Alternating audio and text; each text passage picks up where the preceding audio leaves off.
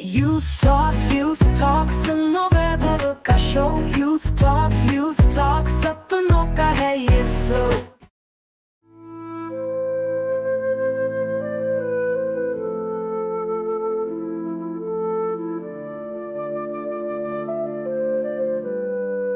माझा मुलगा म्हणजे खूप मोठा नेता आहे, खूप आहे की तो समाजाचं कल्याण करेल आणि जे त्याच्या आईच्या पण इच्छा आहे त्या तो नक्कीच पूर्ण करेल।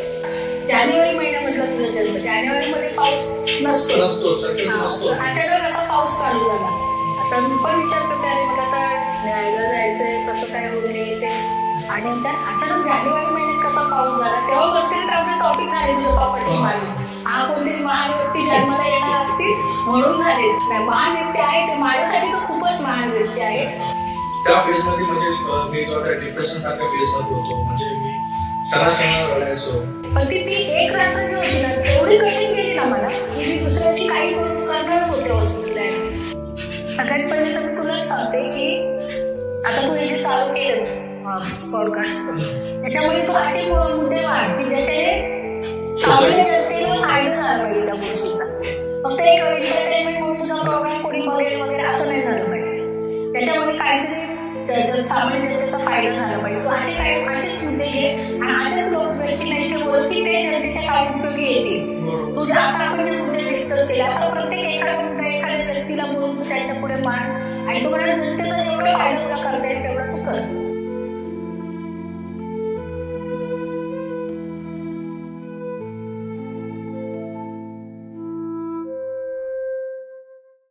सिरियस टॉपिक खूप घेतले आपल्या व्ह्यूसाठी गेमचा सिरियस टॉपिक आता थोडाफार आता इंटरेस्टिंग होतं। कसं पॉडकास्ट मला त्याच्यामुळे मला माझ्याबद्दल काही चांगलं म्हणजे ऐकायला खूप आवडेल।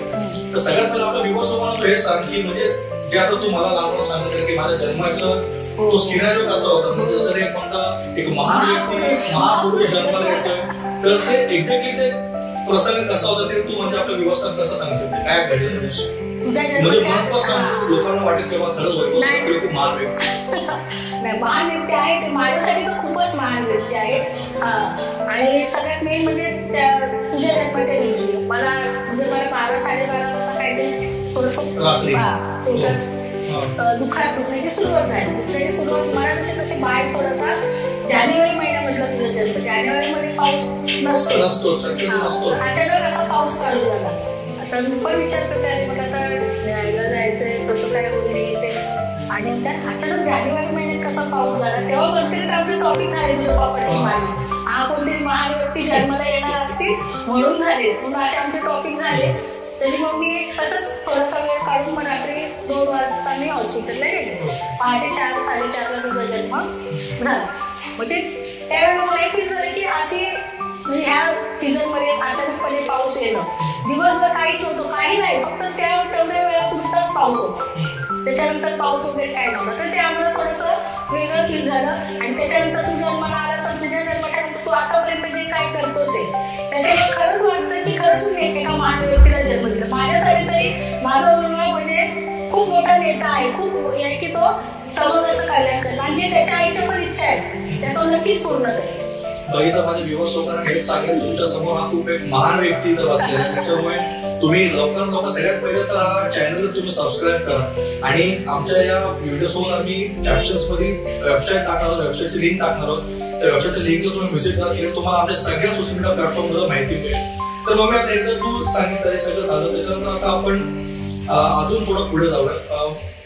माझ्या लाईफ मध्ये एक असा फेज आलेला आहे की जिथे म्हणजे तो खूप भयंकर फेज होता। म्हणजे त्या फेज मध्ये डॉक्टरने सुद्धा तो आपण माहिती आपण चेंबूरला गेलो, म्हणजे एक टाइम असतो जिथे मला म्हणजे मी कॉलेजला चाललेलो।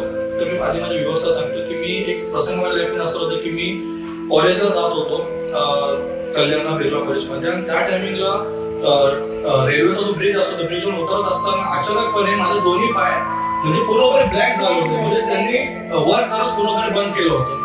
आणि लिटरली मी तिकडून त्या स्टेप्स मधून पडलो, खाली पडलो, तिकडे लोक जमा झाले। परंतु कॉलेजच्या एज मध्ये असं आपण होतो ना आपल्यामध्ये घे असते की यार माझी इज्जत आहे, मला ती इन्सल्टिंग फील झालं। पण मला जाणवत होतं की माझे पाय मला सेन्सलेस झालं, म्हणजे माझे सेन्स काही येत नाही पायांमध्ये। तर तिथे काही लोक जमले, तर मी बोललो, त्यांनी मला विचारलं सुद्धा की मी तुम्हाला उठवायचं का, बोललो नाही मी असं थोडं मला दुखतं, थोडं मला बसून द्या। मी त्याला दाखवलं नाही की मला म्हणजे पायामध्ये प्रॉब्लेम आहे काय, पायामध्ये म्हणजे दाखवलं नाही की माझा पाय वर्क करत नाही ते. थोडं तिकडे बसलो नंतर कसं असं तिकडे मी परत उभा राहिलो. मग तिकडे मी कॉलेजला गेलो, मी एक्झाम दिली. तसं माझ्या पायावर तसे त्याच्यानंतर मी एक्झाम देऊन मी परत रिटर्न घरी आलो. त्याच्यानंतर आपण मग ज्या प्रकारे आपण मग चेंबूरला गेलो तिकडे परत मग मला ऍडमिट केलं गेलं. डॉक्टरने जे काय सांगितलं तर त्या मोमेंटला एक आई म्हणून तो एक खूप एक महत्वाचा किस्सा आहे, मला तुम्हाला सगळ्यांना सांगायला आवडेल. त्याच्यानंतर आम्ही जो हॉस्पिटलमध्ये गेलो त्याच्यानंतर डॉक्टरने सांगितलं की म्हणजे ह्यांच्या लेखनाला म्हणजे मणक्यातून म्हणजे पाणी वगैरे काही ब्लड चेंज करा, म्हणजे पूर्ण बॉडीचा ब्लड यांचा खराब झाला, यांचा ब्लड चेंज करायला. लिटरली त्यांनी खूप बोलतो ना आपण खूप जास्त क्रिटिकल माझ्या समोर. आता त्याच्यानंतर कॅच असताना मी तर विचार करायला बोललो अरे एवढं कमी मध्ये जाणं म्हणजे एक्झिट करायला कुठे योग्य वाटत नाही आपल्याला. परंतु त्या मोमेंटला त्याच्यानंतर आम्ही घरी आलो, म्हणजे माझ्या आईच्या म्हणजे आजीच्या घरी आम्ही गेलो. आणि मला असं आठवतं माझा भाऊ झोपला, आम्ही बेडवर झोपलो, रात्रीचे 2 काहीतरी वाजले असते. मला एक सवय, मला झोपताना असं दोन्ही हात छातीवर ठेवून झोपण्याची सवय. तर मला आता आठवतं माझा भाऊ मला वाटतं काहीतरी गाणं ऐकत होता, रात्री एका मोबाईल ऐकत होता आणि मी झोपल्या बाजूला झोपलोय. मम्मी लोक खाली झोपले होते, मम्मी आजी वगैरे सगळे. तर आम्ही झोपलो. अचानक मम्मी रात्री आले, मम्मी माझ्या पोटावर हातावर बघते की माझे श्वास चालू आहे का नाही, आणि मी डचकून त्यावेळी उठलेलो. तर त्या मोमेंटला म्हणजे ह्याच्यामध्ये आपण ठीक आहे ह्या गोष्टीला आपण एन्जॉयमेंट सगळे घेऊच, परंतु एक आईच्या मनामध्ये जी काही भीती असते मुलाप्रती, म्हणजे त्या मोमेंटला जो चेहऱ्यावरती मला भीती दिसलेली की म्हणजे तुला असं वाटलं की याला काय होऊ नये. आणि त्या मोमेंटला तो मोमेंट तू एक कशा प्रकारे सगळ्यांना सांगतो, तेव्हा तो फेज कसा होता त्यासाठी आई म्हणून? हो, तो कॉलेजमधून सांगितलं असं झालं. त्याच्यानंतर मग आपण दवाखान्यात गेलो. तुला म्हटलं करून तरी पप्पा आले, आपण दवाखान्यात गेलो. ते आपल्याला सांगितलं गेलं की नाही याची अशी कंडिशन आहे, याला एकतर तुम्ही मुंबईला न्या, नाही तर इथे प्रायव्हेटला कुठेतरी हे करा, याचं इथं पूर्ण ब्लड हे झालेलं आहे, मग पूर्ण ब्लड चेंज करायला लागेल. एक तर आपली एवढी कंडिशन अशी नव्हती. त्याच्या सगळ्यात नंतर आई आता मुलांचं असं ते असं ऐकल्यानंतर भीती तर वाटणारच. त्याच्यानंतर मग मी आईला फोन केला, मग आईकडे गेलो आपण. आईकडे 2-3 हॉस्पिटल फिरवले, तर तिथे त्यांनी भीतीच दाखवली की असं होऊ शकतं तसं होऊ शकतं. त्याच्यामुळं एकदम हातात पैसे नाही, कधी काय होऊ शकतं असं ऐकलं की मग घाबरूनच जाणार. आई आहे शेवटी, आणि घाबरून गेले तर नंतर तरी पण रात्री एका ठिकाणी तुला औषध वगैरे मिळते हॉस्पिटलमध्ये, ते फक्त घरी आणलं आणि बोलले 1-2 दिवसात थोडीशी पैशांची काहीतरी सोय करू आणि हॉस्पिटलला ऍडमिट करू. पण ती एक रात्र जी होती ना एवढी कठीण गेली ना मला की मी दुसऱ्याची काही करणारच होते हॉस्पिटलला ऍडमिट. पण ती एक रात्र जी कठीण गेली ना तर अजून फक्त प्रसंग एकदम नव्हतं. एक तर तो असा सरळ झोपायचा आणि तो हात असा ठेवायचा आणि अंगाने बारीक होताच, तर बारीक होतं ते असं थांबलं की मी 5-5 मिनिट अक्षरशः ती रात्र मी जाऊन काढली. म्हणजे मला असं वाटतं आता माझ्या मुलाला काय होईल का काय, मी घरी घेऊन आले, माझ्या मुलाला ऍडमिट करण्याची गरज आहे, माझ्या साहित्यामध्ये घरी घेऊन आले ते असं म्हणजे एकदम तेच डोक्यात होतं. आणि ती वेळ मी अजूनपर्यंत नाही कधीच नाही विसरू शकत. एवढा कठीण प्रसंग तो होता मला की मी माझ्या मुलाला गमावते की काय असं एकदम हे झालं. नाही ठीक आहे, तर हे तर झालं.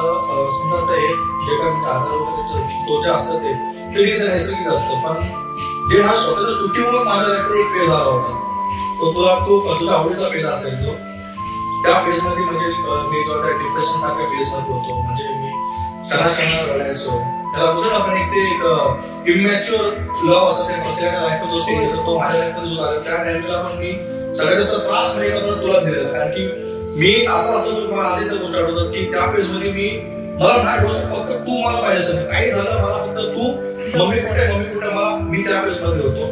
त्या फेज मध्ये पण तू मला म्हणजे प्रॉपर रित्या सपोर्ट केला. आणि मी माझ्या त्या सगळ्या व्ह्युअर्सना तेच सांगेल की तुम्ही जर तुमच्या लाईफमध्ये असा एक फेज येतोय की तुम्ही तुमच्या पार्टनरमुळे स्वतःची लाईफ तुम्ही कुठेतरी म्हणजे बोलतो आपण डिप्रेशन फेजला जाते किंवा स्वतःला किंवा स्वतःच्या फॅमिलीला काय त्रास होईल असं वाटतंय, तर तुम्हाला मी एकच सांगेल की माझ्या लाईफमध्ये मी सगळ्यात मोठी चुकी केली होती की मी माझ्या वडिलांना कधी रडताना पाहिलं नव्हतं, की पप्पाला आपण कधीच रडताना पाहिलं नव्हतं. परंतु पहिल्यांदा मी त्या फेजमध्ये असं बघितलं की माझे पप्पा माझ्यासोबत हात ओढून रडतायत आणि मला एक तू एका माणसासाठी आयुष्य कशाला बरबाद करतो, ही सेटिंग पप्पाची होती. त्याच्यामुळे माझ्या लाईफ मधला मी सगळ्यात एकत्र गिल्ट जे माझ्या लाईफ मध्ये नेहमीच ती म्हणजे की मी माझ्या काही बोलतो आपण इमॅच्युअर याच्यामुळे चुकांमुळे आहे मी माझ्या वडिलांच्या डोळ्यातून अश्रू आणले होते. ते माझ्या लाईफमध्ये आयुष्यभर ती गिल्ट राहिलाच, परंतु ती गिल्ट तुमच्या कोणाच्या लाईफमध्ये कधी येऊ नये म्हणून तुम्ही त्या फेजमध्ये कधी गेला तर सगळ्यात प्रथम तुमचे सगळ्यात जवळचे कोणी असतील, तुमचे मित्र म्हणा किंवा तुम्ही कोणी म्हणा, ते तुमचे आई वडील असतात. ज्या प्रकारे माझी आई, माझे वडील, माझा भाऊ, माझी बहीण यांनी ज्या प्रकारे त्या मुवमेंटला मला साथ दिली, ते खरं तर माझ्यासाठी तर कुठे हे असणार आहे की माझ्या लाईफमध्ये मी आयुष्यात म्हणून लक्षात ठेवलं. कारण की तो एक असा फेज होता की त्या फेज नंतर मी आजचा वैभव बनलो. आधी मी खूप वेगळा होता. आधी मी म्हणतो प्रत्येक क्षणाला म्हणजे बोलतो आपण सेन्सिटिव्ह काइंड ऑफ पर्सन होतो. लिटरली मी मूवी बघताना असंही म्हणतो सवायच की मी जर आज कोणते इमोशनल मूवी बघतोय तर मला ऑफिसला रडायला येतं. त्याच्यामुळे तो स्वभाव माझा काही चेंज झाला नाही, परंतु मी स्वतःमध्ये खूप काय बदल करण्याचा प्रयत्न केला. मी त्या फेजमध्ये दुनिया जग कसं ते मी शिकलो. तर मग मी त्या फेजमध्ये एक आई म्हणून आता तुला काय माझं तर चिडपण असेल की अरे एका मुलीसाठी एवढं करतो, पण एक आई म्हणून तू माझ्या समोर कधी काय बोलत असेल, तू माझ्या कधी चिडली नाही त्या फेजमध्ये. तू मला एवढा समजून येते की तुम्हाला 24 तास काम वाजवतो, तू 24 तास माझ्यासोबत राहायची. मी रात्री झोपताना पण तुला बोलतो मी माझ्या बाजूला झोपणार घेतो वाटते. तर त्या मुवमेंटला एक आई म्हणून तुला काय फील व्हायचं, म्हणजे त्या अशा प्रसंगामध्ये कोणता मुलगा गेल्यानंतर ऑब्व्हियसली आईला ती भीती वाटेल की आपण आजारपणाचा उपचार घेऊ शकतो, परंतु या आजारपण हा जो आजारपण असतो ह्याला कसं करण्याचं औषध नाही. त्याच्यामध्ये एक औषध असं म्हणजे फक्त आईचं प्रेम. तर ते त्यावेळी तू तुम्हाला त्याच्यामुळे मी आज एवढं खंबीरपणे उभं राहिलो. तर त्या फेजला तुझ्या डोक्यात काय चालू होतं की बाबा हे सगळं काय प्रकरण घडतं? सगळ्यात म्हणजे इथं वाटतच होतं की आपला मुलगा चुकतोय कुठेतरी, की अशा गोष्टीसाठी त्यांनी एवढं नाहीच करायला पाहिजे. आणि सगळ्यात मेन असं आहे की समोरची व्यक्ती जर आपल्याला तशी असते आणि मग सपोर्टिव्ह, तर मी आणखी कमी पडेल उभे राहून सपोर्ट करून आणखी पुढे पाऊल उचललं असतं. पण समोर आपल्याला तसं काही दिसलंच नाही, त्याच्यामुळे ते तर काय वाटलंच. आणि त्याच्यातून एवढं हे करायचं असं लहान मुलासारखा की मी अक्षरशः या साईड तो माझ्याकडे मला तो बोलायचं नाही, कोण या साईडला करू नको, माझ्याकडेच फोन करू तो, इकडची तिकडे पण हालू नको, घराच्या बाहेर पण जाऊ नको. म्हणजे त्यावेळेला कंटिन्यू तुला मी जवळ असायला पाहिजे असायचं. त्यावेळेला तुला बरेचशा अशा फिल्मी गाणी मी ते नाही बोलू शकत, ते गाणी पण मी तुला बोलून ऐकवले आहे त्यावेळेला की बाबा असं असं असतं, तू एवढं नाही करू नकोस. म्हणजे त्यावेळेला भीती तर होतीच ना. आता एवढ्या जागेवर मुलगा माझा जर अशा गोष्टीमुळे, आणि ते पण एवढं टॅलेंटेड म्हणजे हुशार वगैरे, तू शिक्षणामध्ये पण सगळ्या गोष्टी एवढं टॅलेंटेड असतं ना, एवढं म्हणजे चांगली लाईफमध्ये संधी आलेली असताना अशा काही गोष्टींमुळे तू मागे पडतोस हे दुःख तर होतच ना. आणि मग त्यामुळे ते थोडंसं वाटलं, पण आता प्रेमात पडलं होतं त्याला काय करणार. तर आता हे सगळे आपले क्वेश्चन झाले, तर आपण आता लास्ट सेगमेंटकडे बोललो. तर त्या सेगमेंट अशा असणार की तुला एक कंपल्सरी चूज करायचं दोघांपैकी. तुला 2 ऑप्शन देणार, 2 ऑप्शन पैकी तुला एक चूज करायचं, त्याच्यानंतर आपण पुढे जाऊ. सगळ्यात पहिलं तुझा आवडता व्यक्ती. तुला मी 2 ऑप्शन देईन, 2 मिनिट तुला एकाच नाव घ्यायचं, मला ऑप्शन देतो, नंतर 2 मिनिट तुला एक ऑप्शन घ्यायचं. ठीक आहे, तर आपण सुरुवात करूयात. ठीक आहे, आपण सगळ्यात आधी सुरुवात करूयात तुझ्या मुलांपासून.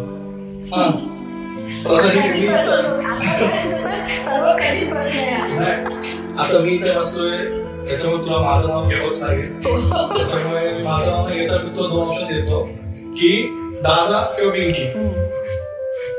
या 2 पैकी तुला सगळ्यात जास्त म्हणजे बोलतो आपण त्रास म्हणजे असं नाही की म्हणजे त्रास म्हणजे असं की चिडचिड तुला कोण करवतं, दादा का पिंकी, म्हणजे दादा का बहीण.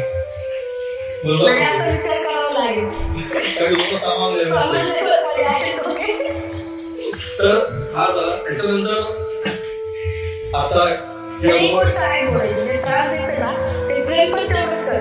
म्हणजे मी त्रास येत नाही म्हणजे मी प्रेम करतो तुला असं बोलायचं. मी कुठे कधीच त्रास नाही देत, मी कधीच कोणाला त्रास देत नाही. मुलांना वाटतो आपण आई वडिलांना त्रास नाही देत, पण तो असतो. आता मला सांग, लहानपणापासून मी माझ्या व्यवस्थापनावर सांगेन, लहानपणाचा एक किस्सा मला आजही आठवतो, तो मी घरी प्रत्येक बोलून दाखवतो. मित्रांनो, माझ्यासोबत खूप अन्याय झाला होता. एकदा मी असं आधी वाटलं की मी असं बेडवर झोपलो होतो आणि माझ्या झोपलो होतो म्हणजे मी जाग सुद्धा झोपलो होतो, मला आवाज येत होता मागे काय चाललंय काय नाही ते. आणि त्या मोमेंटला तू दादा असं बोलते चल लवकर तुला मोबाईल घ्यायचा आहे, लवकर चल नाही तर मोनू उठेल. म्हणजे मोनू म्हणजे मला जे घरात ज्या तुम्ही बोलत होते लवकर चल आपल्याला नाही तर मोनू उठेल. त्या मोमेंटला लिटरली मला असं वाटत होतं की कदाचित मी यांचा एक अडॉप्टेड मुलगा आहे काय, म्हणजे असं तू त्या प्रसंगी असं का अन्याय केला होता. म्हणजे ते तुझं गैरसमज आहे, तसं काहीच नव्हतं. पण मी तर ऐकलं होतं की तू गैरसमज येतो असं काहीच तू असं बोलली होती का नाही.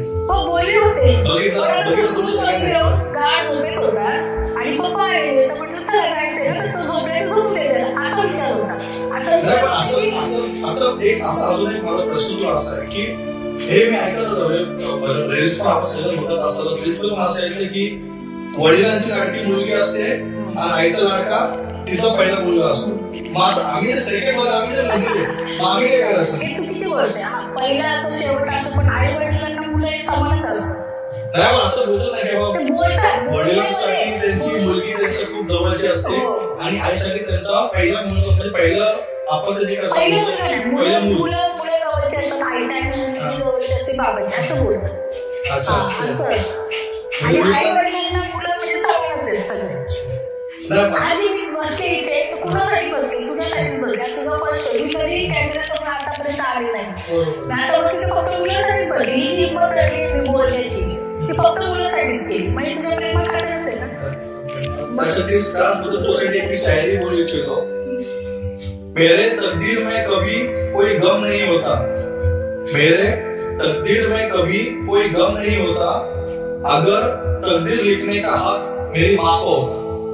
अरे वा. म्हणजे माझ्या लाईफ मध्ये याचं समजलं असेलच, परंतु प्रत्येक मुलाच्या लाईफ मध्ये हे असतं म्हणजे त्यांच्या लाईफ मध्ये बरेच ते आता आईवडिलांची पण अपेक्षा असतात. म्हणजे ओपनली मुलांसोबत बोलू शकत नाही, मुलांचं पण सेम असतं. आता आपण या पॉडकास्ट मध्ये जेव्हा म्हणून मी मुलांच्या बाजूने थोडं बोलतो, तू एक आई वडिलांची पॅरेंटची भूमिका तू मांडली, परंतु मुलांचं पण एक असं असतं की मुलांना पण खूप काही बोलत असतं आई वडिलांसोबत. परंतु आता होतं असं की या जनरेशनमुळे किंवा या म्हणतो आपण प्रत्येकाच्या बिहेवियरमुळे लोक ते बोलू शकत नाही. एक टाइम असा येतो की आपण तो मोमेंट आपण निघून जातो. नंतर आपण आपलं जे संजू पिक्चर आपण पाहिलं, संजू पिक्चर पण काय दाखवलं त्याच्यामध्ये त्यांनी त्याच्या वडिलांसाठी एक लेटर लिहितो. तो लेटर त्या वडिलांना देऊ शकत नाही. त्याचे वडील म्हणजे जे होते ते ऑफ झाल्यानंतर तो लेटर वडिलांसाठी वाचून दाखवतो, त्यांच्या डेड बॉडी मध्ये ते लेटर ठेवतो. अशाच प्रकारचे सध्या प्रत्येक जनरेशन म्हणजे आज तर हेच होत आहे, कारण की मुलं पण आई वडिलांसमोर एक्सप्रेस होत नाहीत, आई वडील पण एक्सप्रेस होऊ शकत नाही. म्हणजे एवढा तो आधी फ्रीडम होता. म्हणजे सोबत आपण जेवताना मग सगळे फॅमिली सोबत असेच पाहिजे हा रूल असतात आधीच्या फॅमिलीज मध्ये. जेवताना मग आपण त्यावेळी टीव्ही नसेल काय असेल त्याच्यामुळे आपण एकमेकांसाठी आपण टाइमपास मध्ये आपण एकमेकांसाठी टाइमपास होतो. म्हणजे आपण एकमेकांसोबत घेतपूस करायचो, आपण ह्या त्या गोष्टी सगळ्या बोलत बसतो, पण असं गोष्टी होत नाही. आणि त्याच्यामुळे मुलांना कुठेतरी तो ज्या मुलगा मुलगी जेव्हा त्या फेज मध्ये येतात, ज्या फेज मध्ये त्यांना कोणती तरी गरज असते गायडन्सची, परंतु त्या फेज मध्ये ते लोक आई वडिलांना सोडून ही साधारणतः चुकी असतील. ते लोक त्यांच्या लाईफ मधला जो बॅड फेज आई वडिलांपासून लपून मित्रांसोबत शेअर करणं, सगळ्यांना चुकी असते. तोच मित्र उद्या त्याच्या बॅड फेजचा मजाक बनवतोय किंवा त्याची भांडण होतात. त्याच्यामुळे मी प्रत्येक युद्धात हे सांगेल की तुम्ही तुमच्या लाईफ मध्ये जो काही तुम्ही प्रॉब्लेम फेस करत असेल, जे काही प्रसंग तुमच्या लाईफ मध्ये झाले असतील, आई वडिलांपेक्षा मोठी पॉवर कोणतीच नाही. त्याच्यामुळे तुम्ही तुमच्या लाईफ मधला जो काही प्रॉब्लेम असेल तुमच्या आई वडिलांसोबत तुम्ही शेअर करा. तुमच्या लाईफ मधला अप्स अँड डाऊन्स त्यांच्यासोबत शेअर करा. डाऊन्स मध्ये त्यांना तुमचे प्रॉब्लेम सांगा. लाईफ मध्ये तुम्ही चांगला फेस मध्ये आहात तर त्यांना ते म्हणजे त्या मोमेंट्स त्यांना एन्जॉय करा की जे मोमेंट्स जेव्हा तुम्ही लहान होता तेव्हा तुम्ही त्या मोमेंट्स न मात्र त्यांनी तुम्हाला दिले होते. त्याच्यामुळे पॅरेंट्सचं इम्पॉर्टन्स तुमच्या लाईफ मध्ये असणं हे खूप महत्वाचं आहे. आता लास्ट मला तो एवढं विचारायचं आहे की हा पॉडकास्ट आपण स्टार्ट केलाय. पॉडकास्ट स्टार्ट करण्यामागचा माझा हेतू असा होता की कुठे ना कुठेतरी बऱ्याचशा गोष्टी आहेत की जे बरेच जण आपण ओपनली बोलू शकत नाही किंवा त्या टॉपिकवर आपण ओपनली बोलता येत नाही, आणि त्या विषयांना वाचा फोडण्याकरिता मी हा पॉडकास्ट स्टार्ट केला. तर ह्या पॉडकास्ट संदर्भात तू आपल्या व्ह्युअर्स लोकांना काय सांगू इच्छिते, त्यांना एक काय मेसेज देशील त्यांनी हा पॉडकास्ट संपूर्ण पाहावा. त्या पॉडकास्ट मध्ये जे जे मेसेज आता पुढे आम्ही देत जाऊ ते कशा प्रकारे त्यांनी त्या गोष्टींना लाईफ मध्ये इम्प्लिमेंट केलं पाहिजे. इतरांसारखं आता बाकीचे पॉडकास्ट आपण बघतो जे काय म्हणजे टाइमपास सारखे असतात, त्यांच्या क्वेश्चन आपण व्हॅल्यू असते, परंतु हा पॉडकास्ट मी यासाठी स्टार्ट केला कारण की आता जसं आपण हा विषय केले तर डिस्कस केले की हॉस्पिटलसाठी लोकांना पैसा नकोय, लोक खूप काय बोलतात मनी एव्हरीथिंग सगळं, परंतु आरोग्य सगळ्यात पहिलं पार्ट येतो. माणूस जर हेल्थी असेल तर तो हॅपी आहे. पैसा येतो जातो, माणूस येतो त्याने पैसा सोबत घेऊन जात नाही, परंतु त्याचं आरोग्य चांगलं असेल तर तो चांगल्या पद्धतीने त्याच्या फॅमिली सोबत जगू शकतो. सेकंडली कुटुंब म्हणजे फॅमिली सोबत असणे खूप गरजेचं आहे.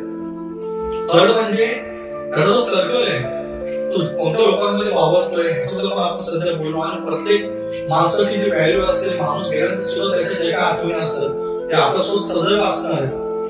आणि हे जे मॅसेज आपण आज पुढे डिस्कस केले, आता आपल्या व्ह्यूअर्सकडून जे काही सगळं स्टार्टमेंट त्यांनी ऐकलं असेल तर तुझं काय त्यांना मेसेज असेल की त्यांनी जेणेकरून त्यांनी हा पॉडकास्ट स्टार्टमेंट बघितला पाहिजे, हा पॉडकास्ट पुढचे येणारे सगळे एपिसोड त्यांनी पाहिले पाहिजे.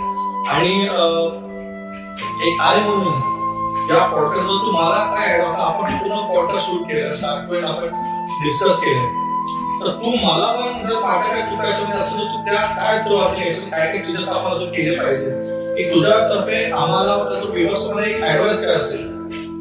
सगळ्यात पहिले तर तुला सांगते की आता तू हे चालू केलं पॉडकास्ट, त्याच्यामुळे तू असे मुद्दे वाढ की ज्याचे सामान्य जनतेला फायदा झाला पाहिजे त्या गोष्टीचा.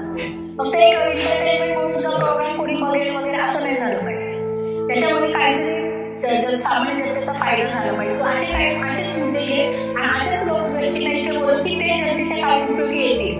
तू जर आता आपण जे मुद्दे डिस्कस केले असं प्रत्येक एखादा मुद्दा एखाद्या व्यक्तीला बोलून तू त्याच्या पुढे मांड आणि तुम्हाला जनतेचा जेवढा फायदा तुला करता येईल तेवढा तू कर.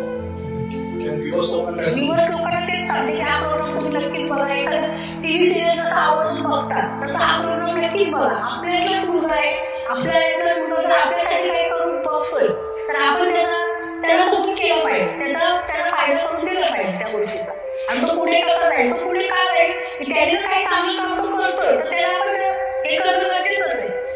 घरातून आई म्हणतो माझं पूर्ण सपोर्ट, माझ्या पूर्ण कुटुंबाचा सपोर्ट असणारच आहे, पण तुम्ही पण सगळेजण आपल्याला मुलं आहे असं करून त्याला सपोर्ट करावा की माझी आई म्हणून सगळ्यांना नम्र होईल.